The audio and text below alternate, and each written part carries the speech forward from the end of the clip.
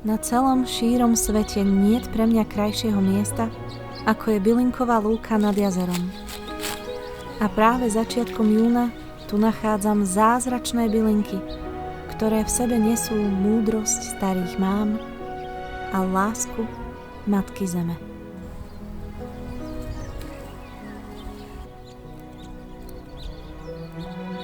Šalvia hájna, ďatelinka biela, palina obyčajná,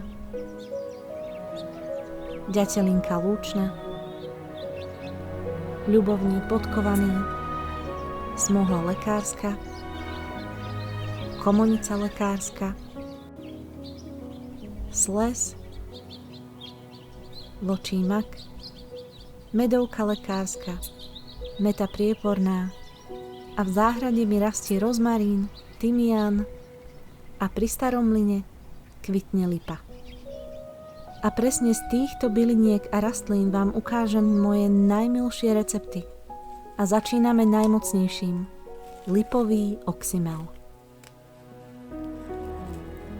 Na lipový oxymel používam iba kvietky lipy bez listenia. Oberiem ich zo stoniek a naplním ich do 3/4 nádoby. Zalejem surovým, najlepšie lipovým medom asi do polovice kvetov a nalejem asi 150 ml domáceho jablčného octu. Ak nemáte surový med alebo domáci jablčný ocot, môžete použiť aj kupované. Premiešam, uzatvorím a nechám za občasného premiešania macérovať 4 až 6 týždňov. Potom precedím a vyžmýkam cez gázu. Oxymel v preklade znamená ocot a med a zastudená vyťahuje účinky bylín a plodov a uchováva ich po dlhé mesiace vo výbornom zakonzervovanom stave. Lipový oxymel priaznivo pôsobí pri zápaloch dýchacích ciest, prechladnutí, angíne, chrípke, rozpúšťa hlieny a zmierňuje dráždivý kašel. Naplním do fľašky a pijem asi po 1 polievkovej lyžičke v prípade potreby alebo ako 3-týždennú kúru pre posilnenie imunity a obrany schopnosti celého tela. Ďalší veľmi mocný recept je elixír zo šalvie lekárskej. Lístky šalvie oberiem zo zhrubnutých stoniek a použijem najkrajšie listy a vršky. A hoci to často s bylinkami nerobím, no túto šalviu rozdrvím v mixéri asi 1 minútu.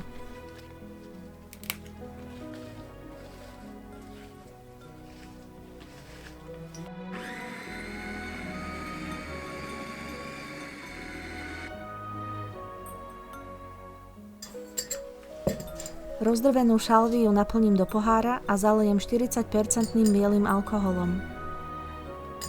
Uzatvorím, nechám odstáť 4 týždne a po precedení nalejem asi rovnaké množstvo medu, ako som naliala alkoholu. Vydrží minimálne 1 rok a užíva sa 1 polievková lyžička v prípade dýchacích ochorení. Tento elixír lieči žalúdočné ťažkosti, uľavuje od bolestí, pomáha pri astme a dýchacích problémoch, užíva sa pri chrípke, prechladnutí a hovorí sa, že kto šalviu užíva, ten sa smrti vyhýba. Tretí recept je zložený z 2 častí. Z 1 dávky rozmarínu vyrobím pleťovú a vlasovú vodu a zároveň aj šampón na vlasy. Do hrnca vložím teplovzdorný menší hrnček a obložím ho rozmarínom pod jeho okraj. Hrnček musí byť v strede. Dolejem destilovanú alebo dojčenskú vodu pod okraj vnútorného hrnčeka.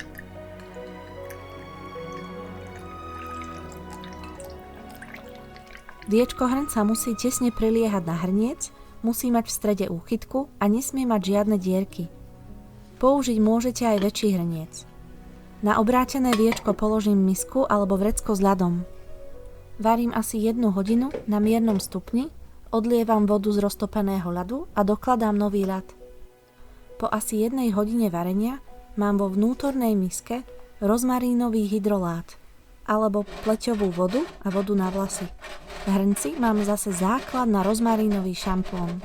Na strúhadle si nastrúham prírodné olivové hydratačné tuhé mydlo na malé vločky a premiešam v pomere 1:5. 1 lyžica mydla a 5 lyžíc rozmarínovej vody z hrnca. Miešam, kým sa mydlo rozpustí a nalejem do fľašky. Šampón vydrží asi 6 mesiacov v uzatvorenej nádobe. Rozmarín je podľa mňa najmocnejšia bylinka pre krásne a zdravé vlasy. Podporuje rast vlasov, hydratuje vlasy a pokožku hlavy, bráni masteniu pokožky a ukľuňuje ju.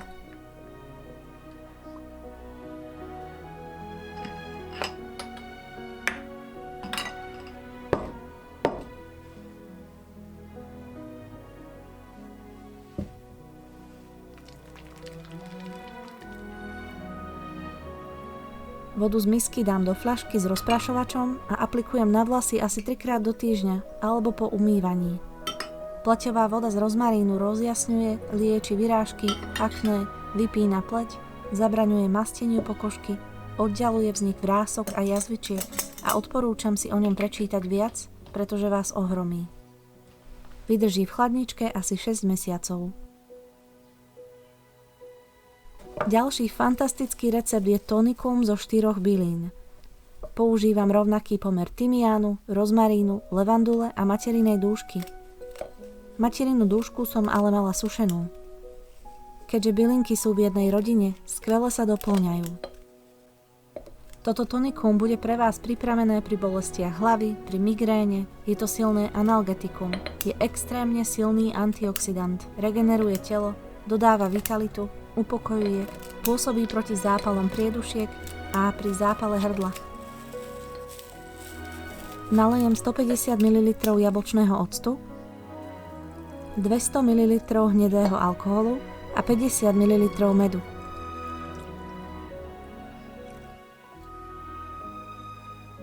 Premiešam, macérujem na tmavom mieste 6 týždňov. Po 6 týždňoch vyžmýkam cez gázu. Tonikum zo 4 bylín vydrží viac ako 1 rok.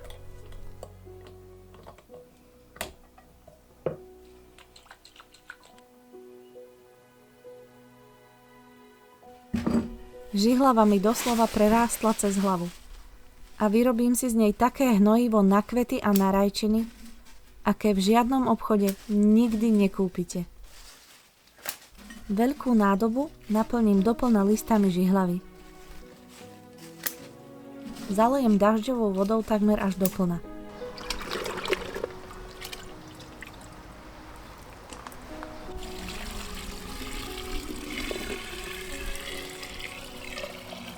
Pridám asi 2 polievkové lyžice uhlia z ohniska a asi 10 gramov droždia.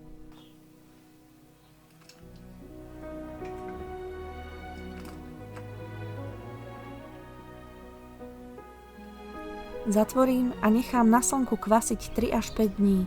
Ak nemáte droždie alebo uhlie, nechajte žihlavu kvasiť 7 dní. Odporúčam mať nádobu zatvorenú, lebo je to taký silný smrad, až oči štípu.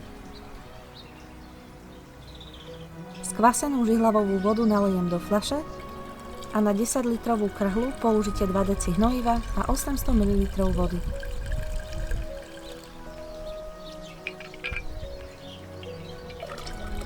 Takto polievam paradajky, všetky moje kvety a bylinky, ktoré toto hnojivo zbožňujú. Neznášajú ho však slimáky, mravce a vožky. Hnojím 1-krát do týždňa.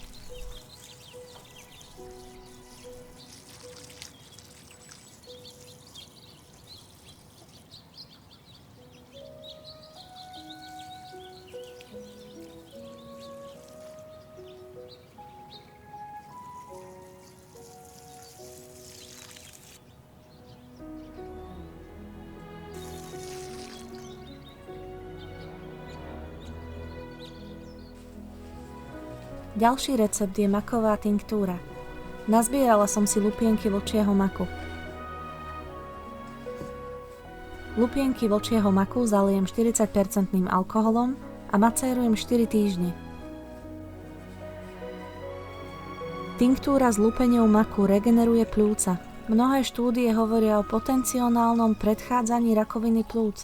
Užíva sa pri bronchitíde, astme, zlepšuje vykašľávanie, Znova prosím, prečítajte si o ňom viac, je to magická rastlinka, opradená mnohými tajomstvami. Užívam v prípade potreby po jednom kvapkadle pod jazyk alebo jednu polievkovú lyžicu. Keďže okolo starého mlyna rastie tisíce orechov, pripravím si liečivý likér z mladých zelených orechov. Likér z mladých orechov pôsobí najmä pre správne fungovanie štítnej žľazy, taktiež pre dobré trávenie, pri menštruačných bolestiach. Mladý orech je nabitý antioxidantmi a patrí k najmocnejším rastlinám pre zdravé srdce.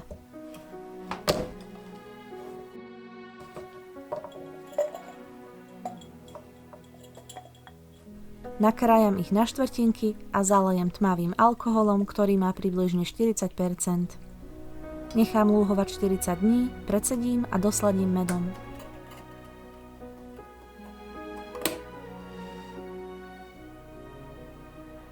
A posledný recept je tinktúra z ľubovníka bodkovaného.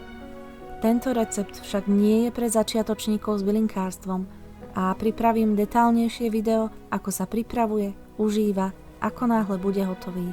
Ja už na ňom pracujem niekoľko dní a v dnešnej dobe je to doslova zázrak nad zázraky. Pokiaľ by ste chceli detálnejšie video ku ktorémukoľvek z receptov, napíšte mi do komentárov a hneď ako budú pripravené na cedenie, ukážem vám presný postup od začiatku až do konca. Ďakujem vám za odber mojej tvorby, lajky a všetky vaše komentáre. Pozdravuje Zelená bosorka zo Starého mlyna.